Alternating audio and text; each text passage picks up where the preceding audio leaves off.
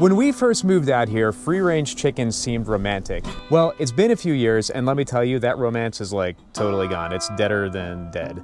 And the reason is, chicken poop is not romantic. It's freaking everywhere. In fact, we're currently in like a state of chicken anarchy because it is all over the place. It's on the ATV seat, it's on the barn floor, it's on our porch, both of them, front porch, back porch, and even on my house shoes.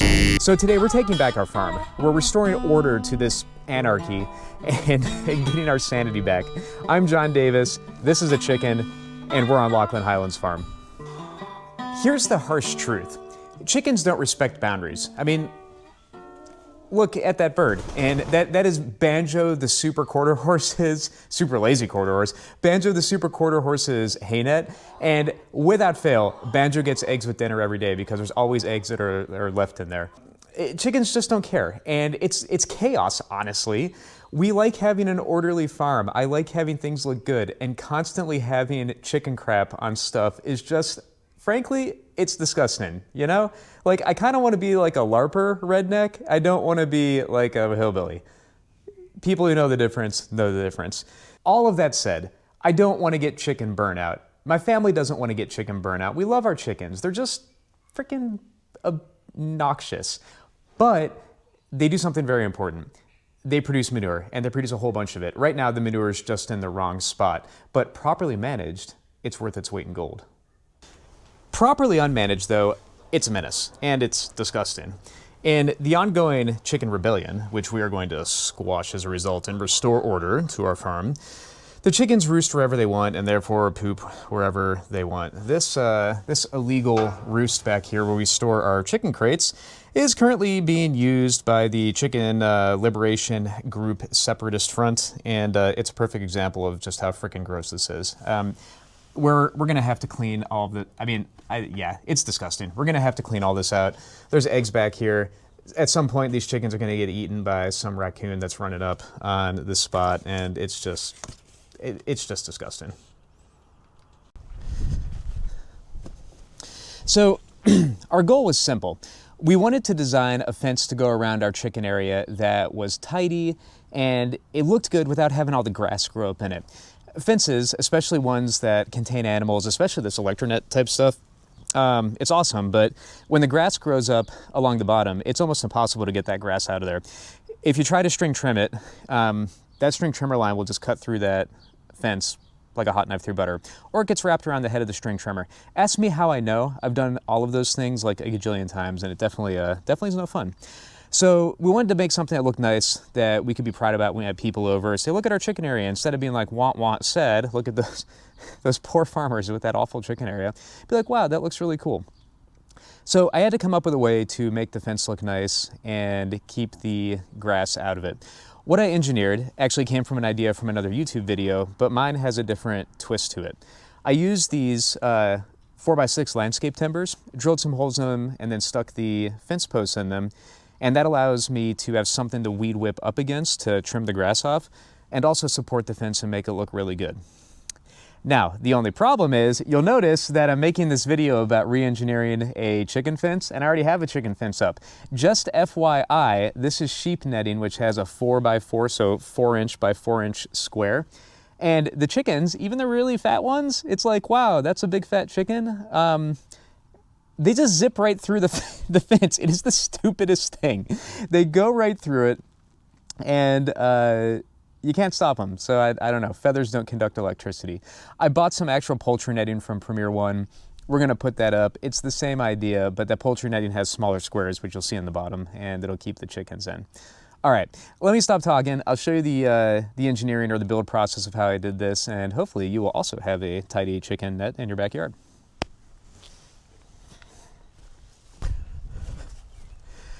Construction is actually relatively straightforward. I didn't want to put up a permanent fence. Joel Salatin is big on this. Permanent fence, unless you know exactly where you want to have that fence and you've had it in place for 3 years and it's never moved, don't put up a permanent fence. I like to have temporary fences pretty much everywhere because I'm probably going to move them. This could be a building site for a new building at some point, you never know. These are our timeless fence posts. You've seen them on Greg Judy's channel. We use them in all of our fields for our permanent fencing now. I cut one short and I attached it to this post, just screwed it to this post with deck screws.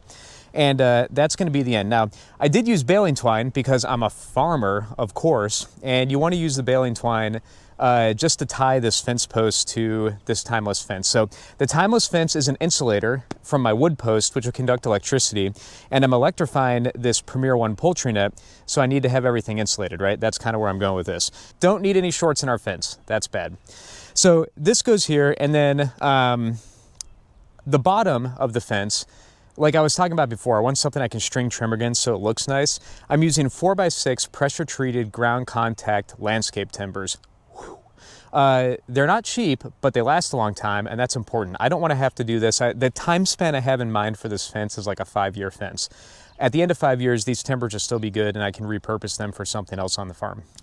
So on these landscape timbers, I want to be able to sink the post into it like I'd sink them into the ground to get a really good connection so the fence is stalwart and strong, because that's how we build things here in the Midwest as Midwestern man, right? Not like East Coast man or West Coast man. Those guys don't know.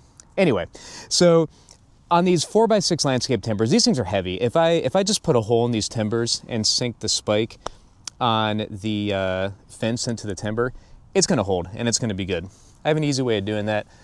Rotate the camera so you can see. I pull the fence so it's nice and tight, set it in the middle of the landscape timber, press down, and now I've got a dot that's marking where I need to be.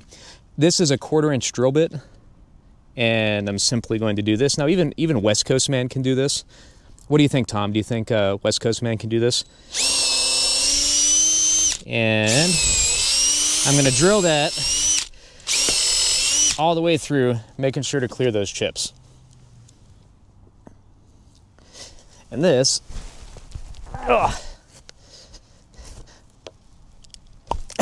actually, I take that back. Maybe it needs to be a little bit bigger than 1/4 inch. It worked on the last one. Okay, so West Coast man would probably pick the drill bit correctly, right? Let me see. This is 5/16. Let's try this. I don't edit things out. There we go. Okay, 5/16. There we go. This is what you get with a yuppie farmer. Yoink, and we're in, and it's good to go. The fence looks really nice too. It's nice and taut. This is going to hold up great. And as we get the fence tensioned across, it's going to look even better. Let's get the rest of these up and see how it looks. All right, guys. Here I am at the end of it, and I'll show you how I make my gate. You know, the hardest thing for me getting into farming / ranching has been the mindset change. You know, we've been brought up in a society where we want everything to be easy. Nothing is an effort. And if it's not easy, get really bent out of shape easily because we're just used to everything being easy. And it's one of those things where that's something I struggle every day with. Try to make that happen. Now, I don't want to lose my spot because that's where I need to cut. I am surprised that Milwaukee hasn't figured out a way to attach a battery to a pair of scissors, but I do have a set of Milwaukee scissors, bought with my own money. Having a set of shears is actually pretty freaking awesome because there's a lot of heavy-duty stuff we wind up having to cut on the farm, and it works out really well to just have heavy-duty shears.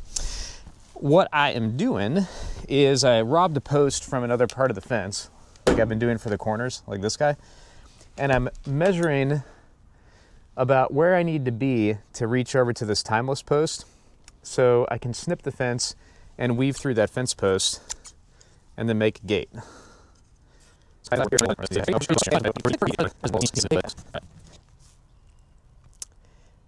now that I've done that, I realized I cut that too short. That is really annoying. All right, I got it figured out. Just have to play the angles game, cut the board a little shorter, and then move this board in. But I had it all nice and dug out. But these things happen. I can dig it out again. Nothing else. Getting the shovel workout won't kill me. Yeah, my son, we can always take a lesson from children. He was young. He was maybe, I don't know, 5 years old, 6 years old. He was walking across a gravel driveway barefoot, and he said, as he's on the verge of tears but holding it back, "This is uncomfortable, but it's not going to kill me." Whew, there's a lot of wisdom in that. I think we should all remember that there are things that are not ideal, annoying, comfortable, what have you, that although we don't like them and they may not feel great, they are most certainly not going to kill us. Ugh. And that includes getting this shovel out. Ugh. And fixing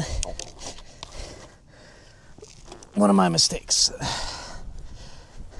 Now, we can go back to what I was doing before, and that goes in there. Right on, right on. This gets tied around here, like so. And that, right there, is a job well done.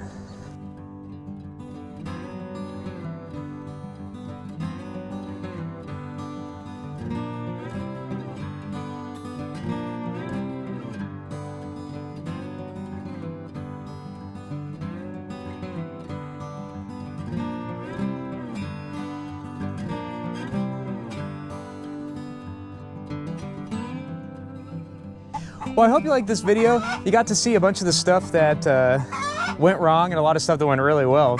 If you like how I do this melt... What are you...